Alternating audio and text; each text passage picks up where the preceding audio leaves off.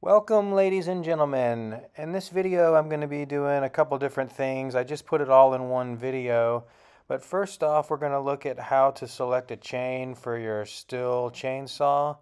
I have a Stihl 025 model, and you can find all of the chain info on the bar, and it'll tell you the gauge, it'll tell you how many drive links. This one in the picture shows 1/4 pico. But enter in all of that information that you can on Amazon or wherever, or take it to your dealer and give them all that information, and they'll be able to find a chain that's right for you. Now, the second way you can find a chain is by using the chain itself. Sometimes the bars can get scratched up or worn out, and you might not be able to read the information.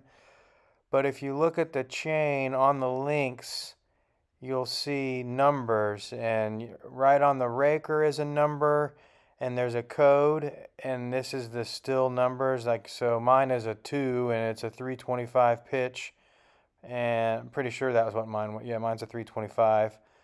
And then down on the drive link on the bottom, there's another number that will give you the gauge of the drive links.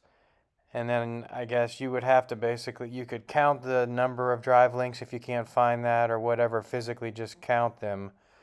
But those are all the numbers that you should need. You can take them to your dealer, you can enter it in on Amazon or whatever you have to do. I was lucky and I found this chain on Amazon. I know it's not a Stihl chain, but it has everything. I mean, it actually said for an 025 saw once I entered in as much information as I could find about it. So this is a full chisel chain from Amazon, and it's only, I think it's like $18 or something.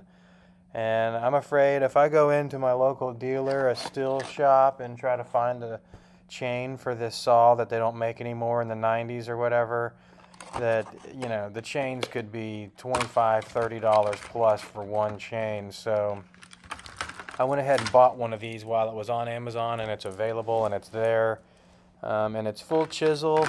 And I need to probably buy a chisel file. I mean, they're more expensive. I mean, like one chisel file is like $20, and I can get a box of round files with like 10 for that much. So I may end up round filing this full chisel chain, and I am fairly certain you can do that, and then you'll just have round filed full chisel, and I think it will work and it'll sharpen it. But I mean, technically it would be best to get a chisel file. So I mean, I may post more on that later, but this is the new chain I got, and I don't have it installed yet, so I haven't cut with it, but I'm sure it will work. I hope someone out there finds this useful and it'll help them get a chain for their chainsaw. This is full house chain or standard chain. Now, there's some conflicting information on the internet. If you search full house, there is photos of chains that have double the cutting teeth that this chain has. Like every single link there's one. So don't get confused by that. But I'm not a saw builder or a porter or a professional logger or anything like that. I love making firewood and enjoy running chainsaws, so I'm just sharing what I like to do here. I'm the type of guy that would be those people's customers and could learn from them, so I'm sure there's guys out there that just love to talk down to people on YouTube, but take that elsewhere because we're just trying to be positive here.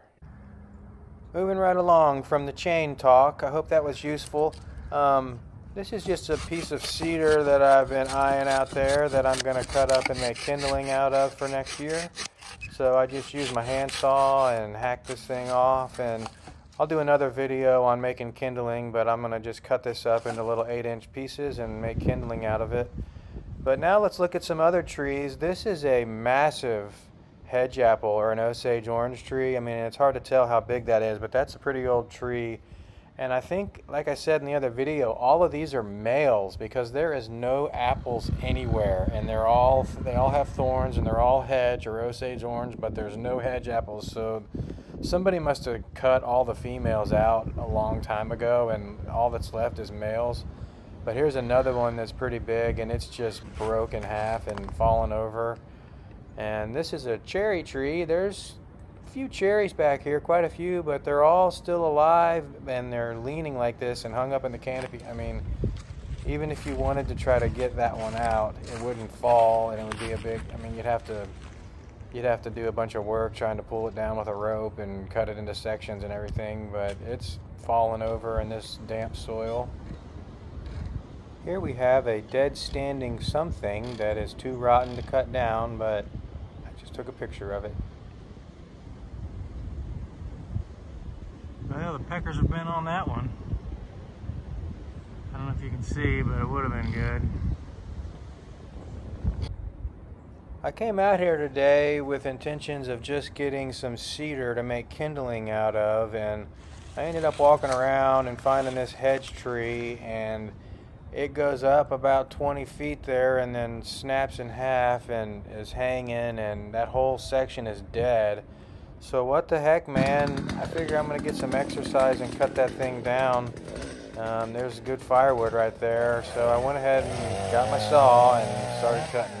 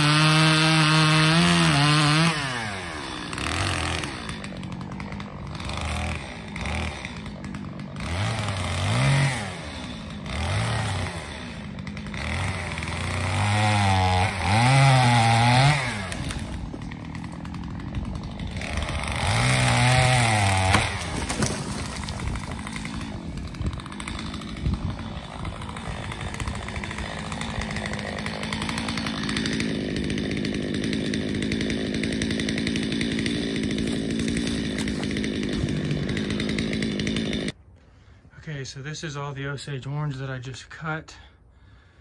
Just a decent load for a little hour's work.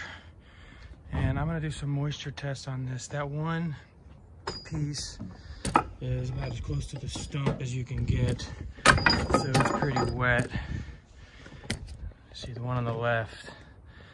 That is pretty much, it's not the complete stump, but it's down at the base where it wied off and broke. And you can see it's got a little branch on the side. I'll save that, and we'll test it at the end of the year and see how it does. And then here's another chunk that's just a pretty nice sized chunk. So I'll split it and test it here.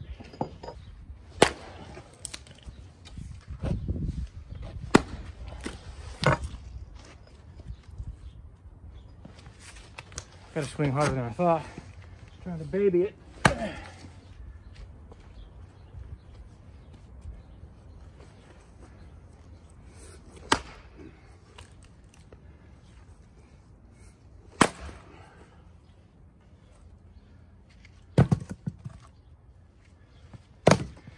Stronger than I thought.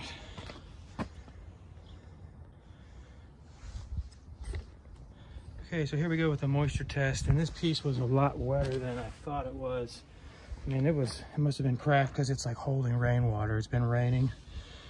So I'll test it. Test it up here.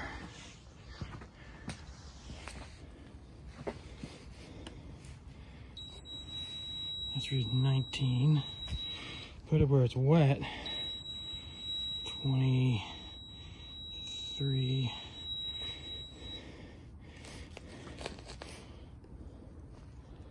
It's hardwood. Okay, so 21, 20. And we'll split this again at the end of the year, the one with the little twig on it. And this other piece. 19.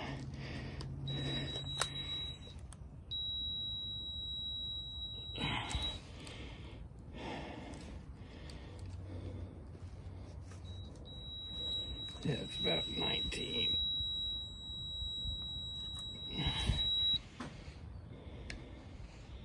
So there we go. We'll look at this in October or so. For now, that's where I'm gonna dry these, under my deck, under cover, sitting with the split side facing up, and it gets some wind and everything down here, but it's not in direct sunlight. So this is just, it'll be a good test because this is how I dry my firewood. I mean, it's covered, and I mean, I got a lot of other wood over here too, so we'll see what happens with that. I got all this outside. I don't know what I'm gonna do with yet. I'm gonna probably have to move that at some point under the deck too, but for right now, this is the stuff that I gotta burn this year, so I didn't wanna block it. But once I'm done burning and it gets warm, I'll probably have to move that underneath the cover as well.